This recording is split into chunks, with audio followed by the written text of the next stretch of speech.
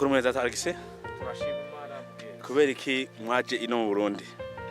Ubwa mbere nagira maze shimira Imana yo yadushoboje kuba turiga. Kuva muri Australia gushika ngaha mu Burundi n'urugendo rurerure. Aha turi Gitega muri commune Nyarusange Sinara, hanyuma turi ku gasozi bita Ibikingi.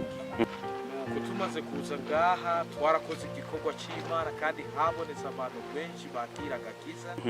Ndavye nyuma yaho mbona abantu benshi. Mbega bariko bakora ibiki digituma tumye bakora no munsi. Aba ubona ni bene data muri Kristo. Aba ni bamwe mu banyeshengero bishengero Vuzizamba. Ubu igikorwa bariko barakora ni igikorwa cy'ubutaba, bariko barondera kugira bubake urusengero. None kuvuze ko mwabwiye ubutumwa kumenga aho bari bumva ubutumwa mwabwiye ubutumwa nyabaki. By'ukuri iki gihe ni igihe cyo kugira ngo abantu bakanguke kuko ibihe byahise sibyo bihe biru. Ubutumwa twabwiye ababene data no ubutumwa bwo kwizera Yesu Kristo no kwitondera ibyagezo by'Imana harimo n'isabato. Okay. None benshi muri byo barabwumvise canke babakiriye gute? By'ukuri nagira nkubwire n'igitangaza. N'igitangaza cyane tumaze kuza ngaha twasanze hari abantu benshi abantu barenga 440 ndetse barenga 500 bari basidanye n'iyonka bwiza aho benshi bafashe ingingo yo kwakira agakiza k'Imana. Amen. None ko hari bamwe babwakiriye kandi hari abandi kandi bifuza kumenya kuno kuri mbego no mwanya nabo wabwira iki abandi atabifuza abandi bamenye icyo nobwira abantu batarakira nagomba babwire yuko iki gihe turimo ari gihe cy'iherezo. Tugize iminsi tuvyiga tumaze kubona ibimenyetso byerekana kuza kwa Yesu Kristo kurihuza kuri hafi. Nicyo gituma nobasaba yuko wese akwiriye gufata ingingo yo kwizera Yesu no kwitondera ibyagezo by'Imana. Na kare ijambo ry'Imana rivuga ngo nimwankunda muzokwitondera ibyagezo by'Imana. Burya ukwizera Imana cyangwa gukunda Imana bihuriye mu kwitondera ibyagezwe no kwizera Yesu Kristo. Ushobora kubitandukanya na gatoya. Hari umurongo duha ubishikira by'ukuri ko bimeze uko? Hari umurongo ushobora kubaha usomye mu byashyure Yohani igice cya 14 ku murongo wa 12. Haravuga ngo aho ni ukwihangana kw'abera bitondera ibyagezwe by'Imana no kwizera Yesu Kristo. Bisobanura yuko gukunda Imana kuba uruwera bihuriye mu kwitondera ibyagezwe no kwizera Yesu Kristo. None kuvuze abo mu ry'isabato. None umuntu menya gute yuko ari umunsi w'isabato n'uyuhe n'igare tufashe ku minsi ya none tugezwe muri kino gihe. Umunsi w'isabato umunsi w'indwi. Kandi iki ni ikintu gikora abantu benshi. Umunsi w'Imana n'uwahe? Ni kubera iki abantu bita umunsi wa mbere w'iminsi indwi bakawita umunsi w'isabato, umunsi w'Imana? Abantu mu bwenge bwabo uyu munsi barazi ko aho bita ku munsi w'Imana ari umunsi w'isabato, maze bagaharura bahereye ku munsi wa mbere nk'uko ibintu bigenda muri iyi si, maze barashika ku munsi ugirindwa ari wo Sunday cyangwa Dimanche bakavuga ngo umunsi w'isabato. Ivyo mwabisomye hehe? Ivyo mwabisomye he muri Bibiliya yera ko Dimanche ari umunsi w'isabato cyangwa umunsi w'indwi? Bibiliya soma jewe inyereka ko Dimanche ari umunsi wa mbere w'iminsi indwi. Maranatha? Yes. Ninda bizi ko ari umunsi wa mbere w'iminsi indwi aduze ukuboko. Aduze ukuboko uzi ko ari umunsi wa mbere w'iminsi. Tumanure. None ni bande bazi ko ari umunsi w'isabato? Ko mutinye nimuduze amaboko. Nimba mwaravyigishije duduze amaboko, uyu munsi tugomba gusobanura icyo kintu. Duze amaboko. Nugira ubwoba nanje nari mu ndadubiza ukuboko. Reka tuje imbere. Nabonye ubwoba. Ubwo bwa uje hageze. Kugira ngo tumenye umunsi w'indwi uwari we tubanza kuja mu gihe Yesu yarazutse. Ijambo ry'Imana ritubwira yuko Yesu yazutse ku munsi wa mbere, aho tushobora nko kubibona muri Matayo igice cya 28.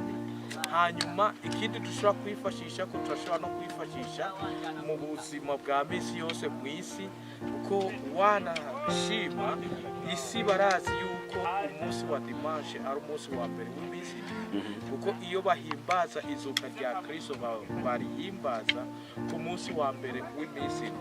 Nuko rero isabato, ijambo ry'Imana rivuga yuko isabato ari umunsi ubanziriza umunsi wa mbere w'imisi, uwo muri iki gihe abantu benshi bita ngo ni wa gatandatu, ariko n'umunsi w'indwi niko ijambo ry'Imana ritubwira.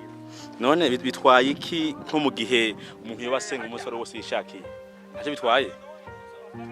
Biragitwaye, kubera ko by'ukuri ugiye kuraba ijambo ry'Imana ritubwira yuko isabato ari ikimenyetso cy'uko Imana ari umuremyi. Ibyo turashobora kubibona mu Kuvayo igice cya 20 uhereye ku murongo w'8 kugeza ku murongo wa 11. Usomye muri Ezekiel igice cya 20 ku murongo wa 12 no ku murongo wa 20, haratubwira yuko isabato ni ikimenyetso cy'Imana n'abantu bayo. Urumva yuko kwitondera cyangwa kuziririza isabato ni ikimenyetso cy'uko wubaha Imana, kandi ni ikimenyetso cy'uko wemera yuko waremwe n'Imana. Muri iki gihe kenshi abo bantu bize batubwira yuko tuva mu binyabuzima, bakatubwira yuko tuva mu nguge cyangwa tuva mu ngube, ariko twebwe abaremwe n'Imana turazi yuko tutava muri ibyo bikoko, tutava mu ihindagurika ry'ibintu, ariko twaremwe n'Imana, ariko ijambo ry'Imana ritubwira. Amen. Ubwa mbere twavuze yuko isabato ari ikimenyetso cy'Imana n'abantu bayo, ariko uyu munsi dufise isabato zibiri. Isabato yindi, isabato ya dimanche, ikiba ikimenyetso cy'uwayishizeho. Tukaba tuzi yuko iyi sabato yo ku munsi wa dimanche yahinduwe n'abakatolika, abaroma. Nuko rero iyi sabato ya dimanche ni ikimenyetso cy'intwaro y'ubupapa. Ijambo ry'Imana mu buryo bwa gihanuzi, ubu bwami bw'ubupapa nicyo gikoko kivugwa muri Daniyeli igice cy'indwi, igice cy'indwi uhereye ku murongo w'indwi gushitsa ku murongo w'8. Ni nacyo gikoko kivugwa muri Daniyeli igice cya 13. Ubw'ibyo ijambo ry'Imana ritubwira yuko tudakwiriye gusenga igikoko, kandi tudakwiriye no kwakira ikimenyetso cyacyo ariyo dimanche. Uwosenga dimanche na samedi hari icyo naho bimutwaye navyo asenze imisi ibiri. Nagomba mvuga ikintu kimwe, twebwe dusenga imisi yose, abantu b'Imana dusenga imisi yose. Dufata akarorero programme dufise, usanga mu gatondo dusenga Imana no ku mugoroba tugasengera hamwe. Ariko hariho umunsi umwe wejeje ijambo ry'Imana ritubwira. Usomye umubare w'igice cya 23 uhereye ku murongo wa mbere, avuga yuko umunsi w'isabato ukwiriye kwama ari ikoraniro ryera. Nukuvuga ikoraniro ryera ni umunsi umwe wonyene w'isabato, nayo ugusenga dushobora gusenga imisi yose. Ikosa ni ari hamwe wofata ukiyumvira yuko umunsi w'isabato ungana n'umunsi wa dimanche, muri icyo gihe kizoba ari kosa rinini, kuko uzosanga ufashe isabato zibiri. Ijambo ry'Imana rivyiza gutambikiza no gukorera abami babiri, ibyo biragoye cyane. Ni ngombwa abantu bose bitondere isabato, nk'uko ijambo ry'Imana ribivuga ngo senge iyaremye ijuru n'isi n'ikiyaga n'amasoko y'amazi. Murakoze cyane. Agomvise akabazo ka nyuma mu babazi. None isabato yatanguye ryari, canke yari y'abayuda, canke izobana gushika Yesu, canke byaraheze? Murakoze mwene data kuri icyo kibazo. Ni by'ukuri iki kibazo ni kibazo cyama kivugwa kenshi. Bamwe bakavuga ngo isabato ni y'abayuda, isabato ngo yararangiye, ariko iyo uravye ijambo ry'Imana icyo ritubwira, usomye mu Kuvayo igice cya 20 uhereye ku murongo w'8, havuga ngo wibuke kuziririza umunsi w'isabato mu minsi 6, abari gukora mu bikorwa byabo byose, ariko ku munsi ugira niwo sabato yanje jewe Uhoraho. urumva yuko isabato atari iy'abayuda nta nubwo ari iy'umuntu uwo ari we wese, ahubwo isabato ni iy'Imana. Nicyo gituma ari itegeko Imana yaduhaye kugira ngo twame dusiririza umunsi w'isabato. None rero isabato yatanguye ryari? Usomye mu itanguriro, burya hari umuntu yavuze ngo iyo ushaka guhisha ikintu ugihisha imbere y'umuntu. Ugiye mu ijambo ry'Imana muri Bibiliya ku rupapuro rwa mbere uhabona mu isabato. Muri itanguriro igice cya kabiri uhereye ku murongo wa mbere ugashitsa ku murongo wa gatatu, hatwereka yuko Imana yaremye byose mu minsi 6, umunsi w'indwi iraruhuka. Nuko ngo Imana ihezagira umunsi w'isabato iraweza. Ucubona yuko isabato yatanguye mu irema muri Edeni. Mu ndwi ya mbere y'irema isabato yari yabayeho. Nuko isabato ikirabandanya mu ijambo ry'Imana rivuga ngo kizokwama ari ikimenyetso hagati y'abantu banje, ngo uko urunganwe rwacu ruzogenda rukurikirana. Nuko rero isabato yamye Adamu na Eva bitondeye isabato, Abrahamu yitondeye isabato, Abel yitondeye isabato, Noa yitondeye isabato, hanyuma Daniel, Shadrach, Meshaki na Abednego bitondeye isabato, Isaka, Yakobo na abo bose ba Yosefu bose bitondeye isabato muri za Egiputa. Nuko rero ugiye kuraba isabato yamye ari ikimenyetso, kandi wamye ari umunsi abantu b'Imana bama bibuka yuko Imana ari umuremyi. Dusomye mu ijambo ry'Imana muri Luka 4 igice cya 16, muri Luka 4 umurongo wa 16 hacatubwira ngo Yesu yari afise akamenyero ko gusenga ku munsi w'isabato. No ku murongo wa 31 naho nyine haravuga yuko yari afise akamenyero ko gusenga ku isabato. Uko twabibonye kandi ngo na Paulo mu Vyakozwe n'Intumwa igice cya 17 ku murongo wa 2 aratwereka neza yuko Paulo nawe kara kamenyero ka Paulo gusenga ku munsi w'isabato. Si Paulo wenyine intumwa zitondeye isabato.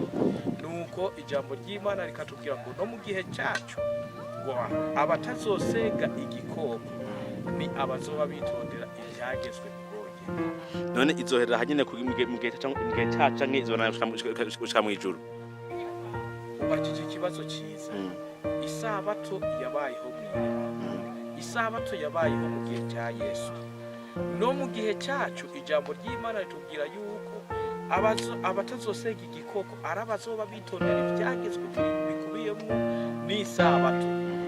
No mu ijuru risha usomye muri Yesaya 66 ku murongo wa 22 ugashitse ku murongo wa 23 atubwira yuko mu ijuru risha n'isi nshasha abantu b'Imana bazokwama basenga Imana ku munsi w'isabato.